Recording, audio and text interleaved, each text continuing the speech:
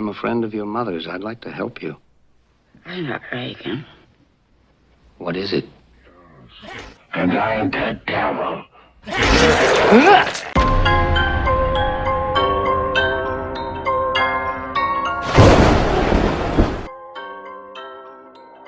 Halo teman-teman pencinta film, kali ini aku akan membahas film yang berjudul The Exorcist atau Pengusir Setan. Seperti biasa, film horor yang bikin kalian tegang mendengarnya. Sebelum kalian nonton film aslinya, kita simak dulu alur ceritanya ya. Atau kalian juga bisa komen film horor apa yang seru dan menegangkan pastinya. Film ini diambil dari kisah nyata seorang gadis kecil bernama Regan McNeil yang berumur 12 tahun yang tinggal bersama ibunya yang seorang aktris bernama Chris McNeil. Seperti gadis pada umumnya, dia sangat cantik dan pintar, tidak menunjukkan sesuatu yang berbeda pada dirinya. Tapi secara mengejutkan, tingkah laku kepribadian putrinya itu mengalami perubahan. Gejala-gejala aneh itu pun setiap hari terjadi pada diri putrinya. Ibunya menduga anaknya sakit karena efek perceraian orang tuanya, tapi ternyata tidak. Penasaran dengan kisahnya? Tidak usah berlama-lama lagi, kita simak ceritanya.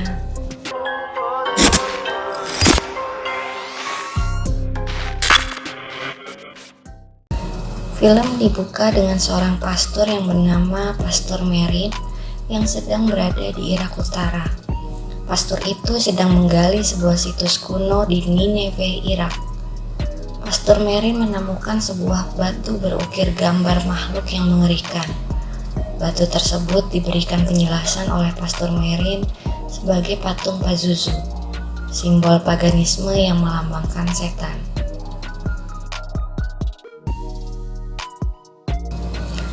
Kisah dimulai dari sini di Washington DC, di rumah aktris Chris McNeil dan putrinya.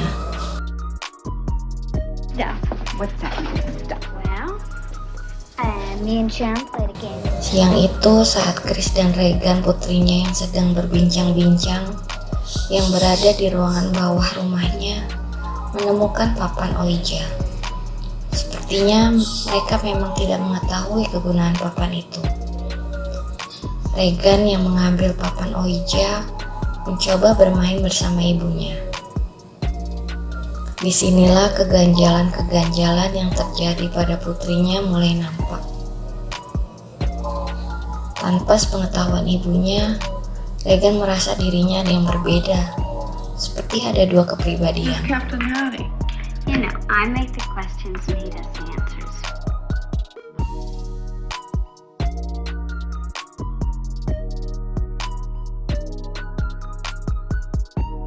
Bahkan setiap malam, ranjang tempat tidur Regan selalu bergerak sendiri. Sampai-sampai Regan takut untuk tidur sendiri di kamarnya. Awalnya Chris tak percaya apa yang dikatakan anaknya itu, dan hanya halusinasi. Chris pun tak tinggal diam, membawa anaknya ke dokter dan memberikannya obat. Lies? You know, like saying your bed shaking, that stuff. Setiap harinya, kelakuan putrinya mulai berubah. You're gonna die up there. Namun usaha Chris membawa anaknya ke dokter masih belum berhasil. Bahkan Chris pun melihat dan merasakan sendiri ranjang tempat tidur putrinya setiap malam selalu bergerak.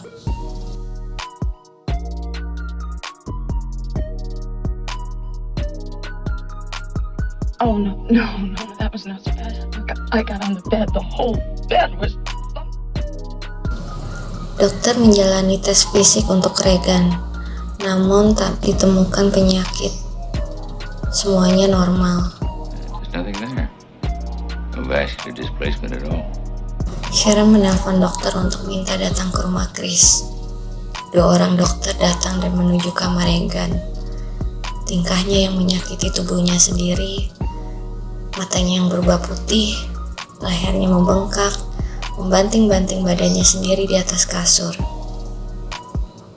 Salah satu dokter mendekatinya, namun dokter itu dipukul oleh Regan. Suaranya berubah menjadi suara pria, hingga berkata kasar yang tak pantas. Keep away! The flower is mine! Semua orang yang di kamar Regan tak menyangka dengan perilaku aneh Regan. Ibunya yang tak tahan melihat kondisi putrinya menangis.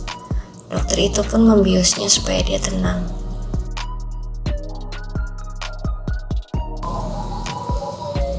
Chris yang masih bingung dengan penyakit anaknya ini hampir putus asa. Bahkan ingin dibawa ke psikiater. Hari selanjutnya, Chris meminta psikiater datang ke rumahnya. Psikiater itu pun menanyakan beberapa pertanyaan ke Regan.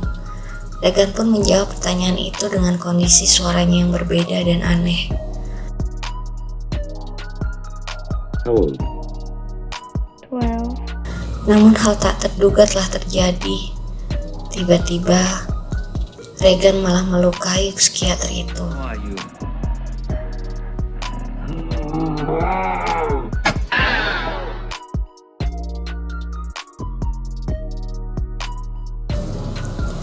Seiring bergeraknya hari, tabiat wajahnya berubah pucat, menyeramkan dan mengerikan. Suaranya kadang bisa berubah menjadi suara laki-laki, dan kejadian-kejadian yang sering terjadi di kamarnya. Segalanya bertambah parah. Regan setiap hari mengalami kerasukan, menyakiti tubuh Regan, bahkan iblis yang di dalam tubuh Regan tak segan-segan melukai Chris. Chris yang terluka masih bingung dan menangis dengan perkataan Regan yang kerasukan. You know what she did? Your canting daughter? Sudah ada 13 dokter yang menangani Regan, tapi tidak ada hasil. Regan yang kini mulai sering mendapat gejala aneh, baik dari dirinya sendiri maupun di sekitarnya. Semua dokter putus asa dengan penyakit Regan, tapi ada salah satu dokter menyarankan Chris untuk meminta sebuah pengusiran setan yang dilakukan oleh pastor. Dan Chris pun menyetujui dengan saran dokter itu. Chris bermaksud menemui Pastor Karras yang dikenalinya sebagai pendeta juga psikiater. Chris McNeil. Please go away. I'm Father Karras. Pastor Karras langsung I'm a menemui friend of Regan. your mother's. I'd like to help you. I'm not Reagan.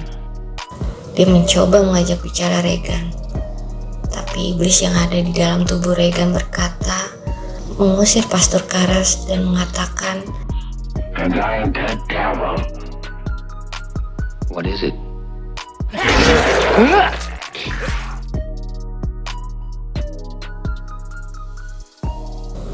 hari selanjutnya masih dengan hal yang sama.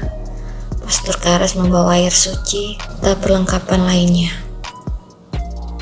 sambil membawa alat perekam untuk merekam pembicaraan dengan iblis itu. What's that? Holy water. You keep it away. Iblis itu sampai berkata menginginkan tubuh anak ini membusuk karena ulahnya sendiri. Keesokannya Pastor Karras yang sedang mendengarkan rekamannya tiba-tiba ada telepon berdering, dan ternyata Sharon, asisten Chris. Sharon meminta Pastor Karras untuk datang malam itu untuk melihat sesuatu yang terjadi dengan Regan. Saat masuk kamar, Regan yang posisinya terbaring dan tangan terikat, wajah yang menyeramkan, membuka bagian perut Regan, ternyata ada tulisan "Help Me" di tubuhnya. Keesokannya apa yang terjadi pada Regan semakin serius, dan kini meminta bantuan gereja untuk mengirimkan seorang yang lebih senior. What about the exorcist? Have you any ideas? How about Lancaster Marin? Namun salah satu pastor di dalam gereja itu untuk menyarankan memanggil Pastor Marin karena Pastor Marin sudah berpengalaman.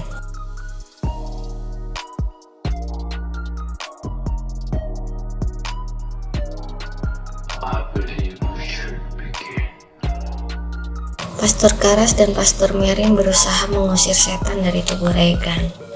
Setelah berkali-kali diberikan beban mental dan verbal pada mereka berdua, Pastor Karras masih di kamar Regan. Tak berapa lama Regan bangun kembali, masih dalam kondisi kerasukan. Mereka berdua terdorong oleh iblis yang di tubuh Regan. Dan ternyata iblis itu menyerupai patung Pazuzu yang sebelumnya Pastor Merrin temukan di Nineveh, Irak.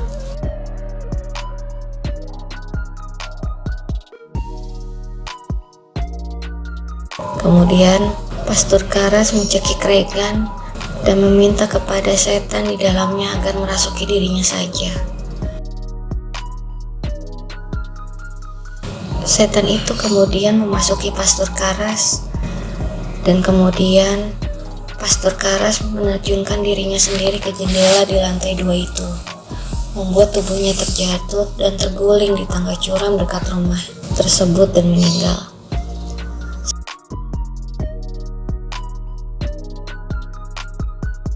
Setelah kejadian itu, Regan dan Chris memutuskan untuk meninggalkan rumah itu dari Washington DC.